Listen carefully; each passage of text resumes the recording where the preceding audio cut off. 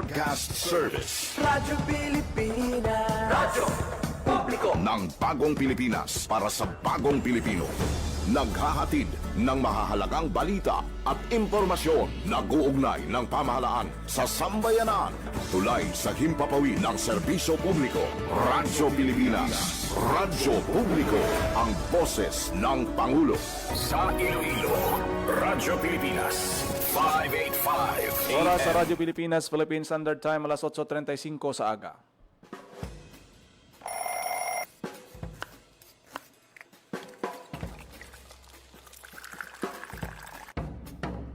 Aga sa Iloilo. Masako. Magahod. Mapagsik. Panibagong adlaw pagkatapos ng paghuway sang gabi antes. Bag-o nga paglaom. Isa naman kapag himakas sa matahong nga palaabuton. Iloilo Morning, ang programa nga kaupod ninyo sa pamahaw kon aga. Magadulong sang labing ulihi nga balita, mga istorya halin sa Iloilo, kag iban nga bahin sang rehiyon, mga ginahuluhang balan, kag mga trending topic sa social media. Ululupod naton at tubangon ang maayo nga aga. Magpamati na sa Iloilo Morning! Diri sa 585 kHz sa AM bands ang inyong mga radyo. Radyo Pilipinas Iloilo, the only government radio station in Western Visayas.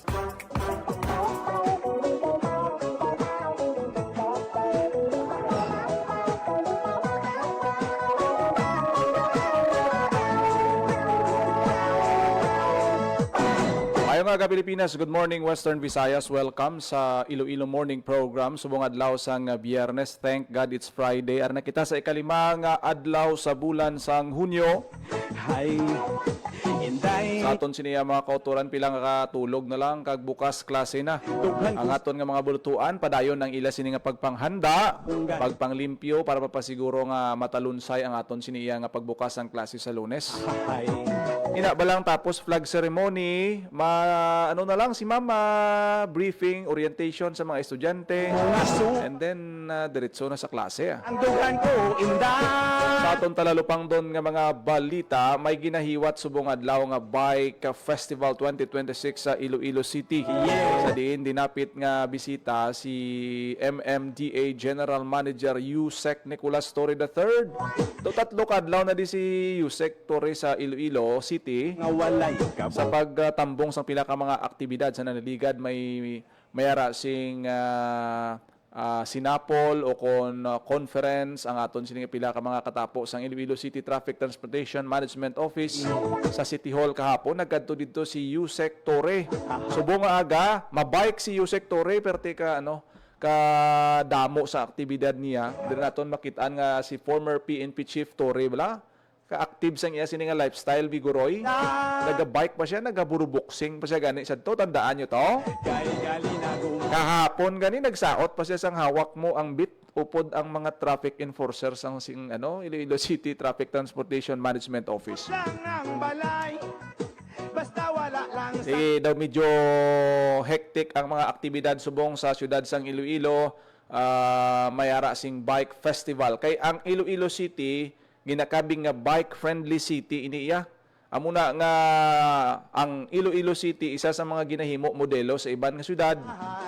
Gina-share ang best practices, ang aton nga mga improved bike lanes, gamod lang. ang bike to work ginaduso as lifestyle kay ti kung kaya ba lang sang tuhod mo abi nga ang madala ka pa sa lakyan.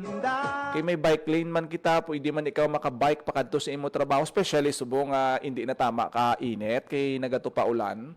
Healthy na, ano pa ng economical pa kay nga hindi ka na magtughong pa sang gasolina o kon krudo, madala ka sa lakyan, problema kapag isa kung diin ka ma-parking. Tidiri sa Iloilo City, isa ina sa mga best practices kag gina-recognize gid no ang being bike friendly community sang syudad sang Iloilo. Kag isa sa mga naga-appreciate gid sini si MMDA General Manager Yusek Nicolas Torre III. Ti bantayan naton ang mga events kay opening pa lang ni Butsilingon, may mga masunod pa nga mga aktibidad may kaangtanan sa Bike Festival 2026. Sa pihak nga bahin, giningganyo man sang aton sini nga MMDA General Manager ang mga katapo sang Iloilo City Traffic Management Office nga ti padayunon nga mangin tampad sa ila siniya nga pag-serbisyo. May gatan-aw man ka wala suno kay former PNP Chief General kagkaron MMDA Yusek Nicolas Torre nga ipabilin nga maayo ang imo siniya nga pagtrabaho, pagbantay sang imo sini nga area kung diin man ikaw na-assign, no? Especially sa aton sini mga traffic enforcer, kay sila ang nagasimbolo sang presence sang gobyerno sa ila sini nga area. Ti kahapon nga adlaw patigayon ining meet up sang aton sini nga MMDA General Manager kaupod sa mga katapos ang ICTTMO adto man dito si retired Colonel Oldarico Garbanzos para nga ti maka-share sang mga motivation, inspiration sa aton siniya nga mga enforcer. Kay ti sa MMDA mabalaan naton nga damo sa mga best practices man ng MMDA dito sa may Metro Manila nga amo ang patigayon sang masulhay nga trapiko pero ti tungod sang volume sang salakyan dito mabatyagan mo gid ang eksperyensya no sa aton siniya nga mga salakyan sang sitwasyon sang trapiko dito sa bahin sang Metro Manila. Sa pihak nga bahin alunsar man kahapon ang 911 emergency hotline sang Leganes Bureau of Fire Protection. Ti isa ini ka manami nga kampanya nga programa sa diin nga mapadasig pa ang pag-response kag pagka-alerto sang aton siniya nga mga responders kasubong sang Bureau of Fire Protection sa diin nga dinapit nga bisita kahapon amo si PNP Chief General Nartates no kag ang aton mga officials halin sa Iloilo City, si DILG Yusek Jed Patrick Mabilog ang nagtambong man sa sining launching sang 911 sa bahin niya sang Banwa sang Leganes. Ang ini nga programa isagid sa mga banner program kag na santo sa mga programa sa Department of Interior and Local Government ining pag-establish ang Unified 911 Satellite Command Center dira sa Banwa sang Leganes. Ang maayo nga balita kay ti parts sang upgrading sa aton sini nga mga fire station sa idalom sang DILG ang hambal sang mga opisyal halin sa Bureau of Fire Protection nga didto man kahapon isti dugangan ang pasilidad, dugangan ang fire trucks, may mga banwa pa subong nga ti until now wala pa sang fire trucks kagamoy nang isa sa mga luyag punan sang aton siniya nga Department of Interior and Local Government. Oras sa Radyo Pilipinas, Philippine Standard Time, alas 8:44 sa aga, ipalayag naton bala no ang kabahin sang mensahe, encouragement kag motivation ni MMDA General Manager Yusek Nicolas Torre III sa mga katapo, sa mga enforcers sang Iloilo City Traffic Transportation Management Office. Ang manami kay si Yusek Torre kay full-blooded Ilonggo ang iya nga ginikanan halin sa Tigbawan kag Dumanggas ang iyang roads, hindi ka na budlayan pa magtagalog mapahangop gid mismo sa aton sini nga mga enforcers ang iya nga paghatag sang inspirasyon ag motivation sa ila sini nga trabaho bilang alagad sang dalan ang aton nga mga traffic enforcers. Si MMDA Undersecretary Nicolas Torre III ang General Manager sang MMDA.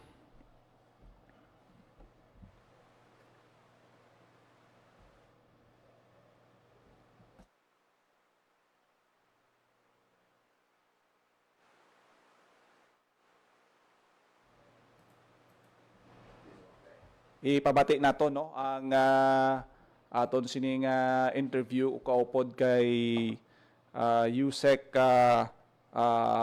Torre no sang MMDA sa iya sinigapon nga pagpakigsapol kaupod sa mga katapo sang ICTTMO.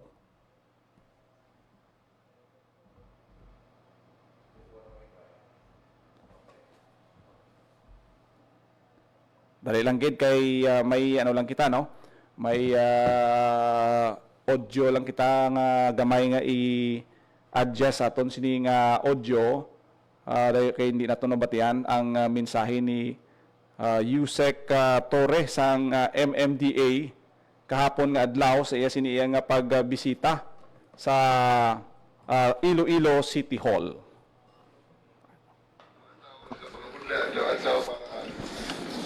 Pag-maintain lang ang kalinaw sa organisasyon sa atong palibot. Kamoy na, palampahan nyo ang inyong mga sagot. May sagot kayo. Sa atong personnel sa traffic management, sa atong personnel sa peace and order, kag sa mga tanan nga nagatrabaho sa likod sa eksena para ma-maintain ang kahilway kag kaluwas kag kalinong sa atong nga syudad. Sa Madabo nga Leon, kung wala problema, daw hindi lang mo mapansin, di ba? Hindi, wala lang mga pansin sa inyo. Pero pag may emergency na gani, araw na ginapangita na kita tanan. Kita, kamo ang una ginapangita. At para sa akon, amoy na ang matuod nga serbisyo publiko. Hindi ang serbisyo nga ginahimo lang kung may kamera. Kundi serbisyo nga ginahimo adlaw-adlaw, bisan wala may katanaw. And that is really a very noble act, a very noble job. Sa MMDA, may isa kami na simple nga pamangkot. Ginabasihan sa ako nag-take sang general manager. Ginabasihan namin pinakasimple nga pamangkot nga ginabalik-balikan. Kung magana ba ang sistema, kung may aksidente, gaano kadasi nga natin nga bulig mag-abot. Kung may emergency, handa, ready ba kita. Kung may problema, masolver ba natin ini sa husto ay sa madali. Kaya tungkol sa uli, hindi plano ang measure sa maayong paggobyerno. Ang measure mo ang nag-aobra, kung nag-aobra bala ang sistema, kung kinahanglan sang mga tao. Kag diri sa Iloilo, nakita ko, kagabi nag-istoryahan kami ng mga opisyalis ninyo, madamo na kamo sa beses nga ginapamatudan, nga pag may kinahanglan ng komunidad, nagagana ang sistema. Lalo na sa time sa COVID. Iloilo had one of the very best COVID responses there is in the whole nation. Kaya talibay ako nga may mga aktibidad nga pareha sini, nga about active mobility sa pagbisikleta, kaya nga akong nga pagpati ang pagbisikleta hindi lang parte sa transportasyon. Hindi lang ini para sa luwas doon, sa kaayuhan. Isa ini kaleksyon sa disiplina, sa responsibilidad, kag pagrespeto sa isang katawo nga nagagamit sa dalan. Ang maayo na siyudad, wala lang ginatungkol para sa infrastruktura, para sa kotse, kag para sa mga salakyan. Dinapatindog ini para sa mga pamuluyo. Sa mga pamuluyo, nga responsable, disiplinado ang may pagpalangga sa ilang komunidad. Kag kung ang sistema maayo, kag disiplinado ang katawan, mag-urupod, dira, nagasugod yun ang tuon ng pag-uswag. Sa isa ka syudad, pag-uswag sa isa ka nasyon, kag sa unihi sa aton nga tanan, nga amo man aton nga handong. Mas luwas nga komunidad, mas organisado ang mga dalan, mas malino ang pangabuhi, kag mas maayo ang mas damlag para sa aton mga kabataan nga manubli sa aton community nga ginabantayan sa buong. Again, bilang bata sang Tigbawon kag Dumangas, I'm really abroad Ilonggo. Nagpasalamat ako sa Iloilo, sa ehemplos nga inyo ginapakita sa bilog na nasyon. Nga posible ang disiplina, nga posible ang pagbinuligay, kag nga posible ang pag-uswag kung nag-unite ang tanan. So again, it's really a great honor to be invited here sa inyong pag-imbita sa akin, Sir Rick. Madamong salamat kayo sa pagkataon nga ma-istorya ko mo. Buwas kita sa pag-bike, wala practice, pero ayos lang. Hinahina lang ang bike. And again, I hope to see you in the future in a very progressive Philippines, not only Iloilo, but for the whole country. Again, madamong salamat. Maayong hapon sa inyong kapatid.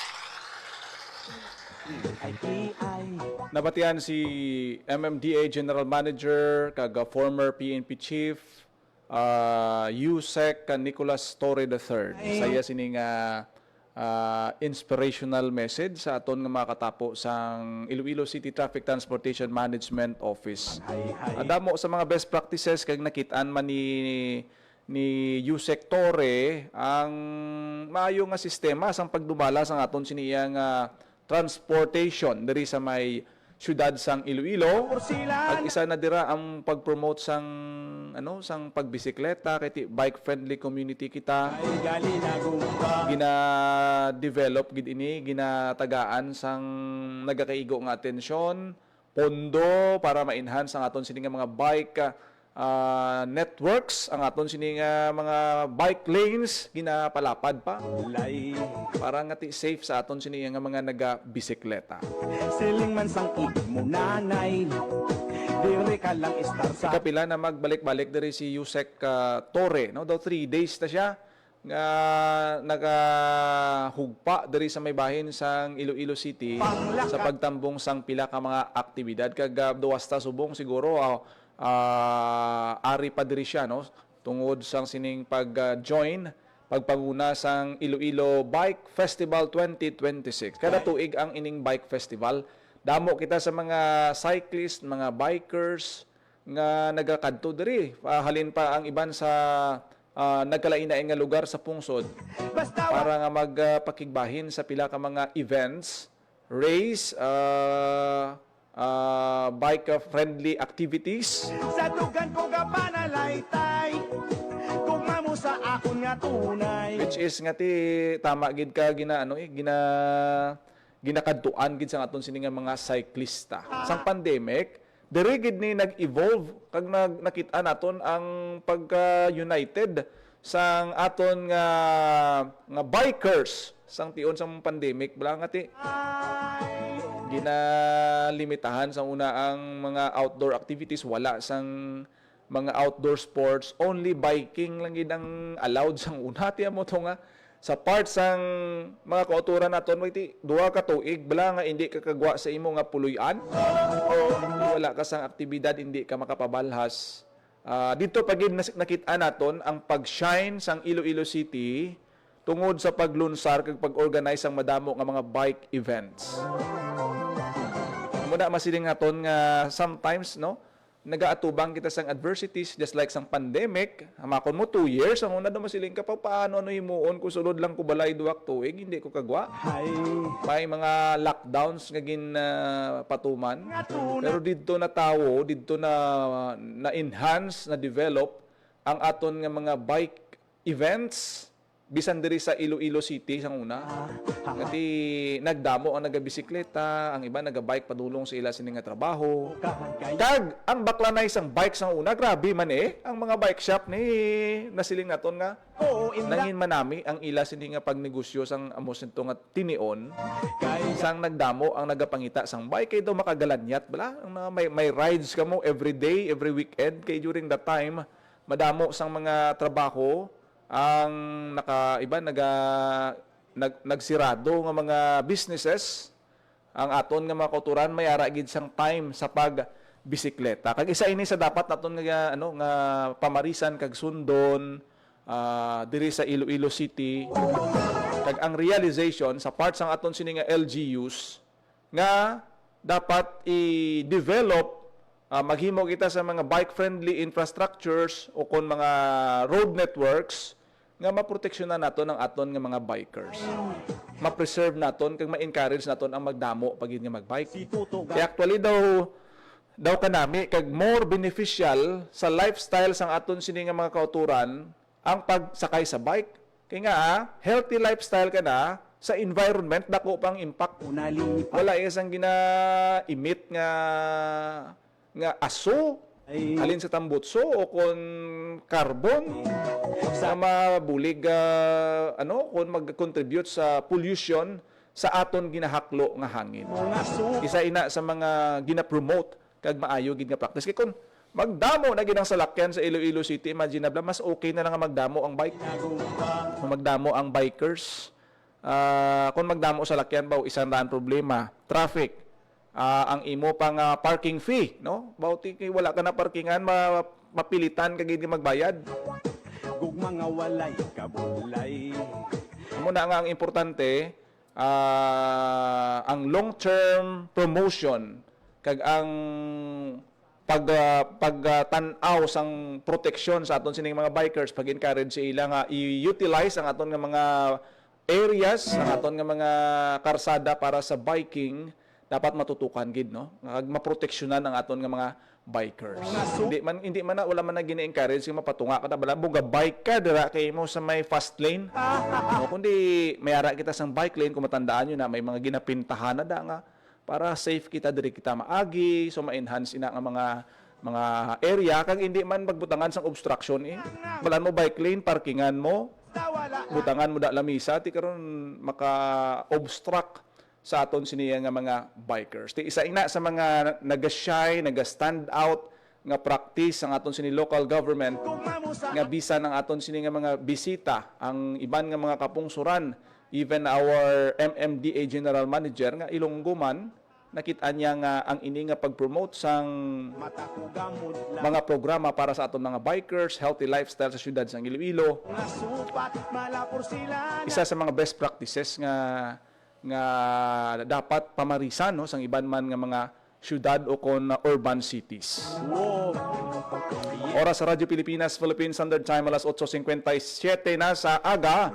Wala na kita sang tiyempo diri sa aton siniya nga pagpangalagad sa programa Iloilo Morning. Salamat gid sa mga nagaupod sa aton siniya nga programa subong aga. Thank you gid sa aton siniya nga mga live viewers sa aton siniya nga pagpangalagad.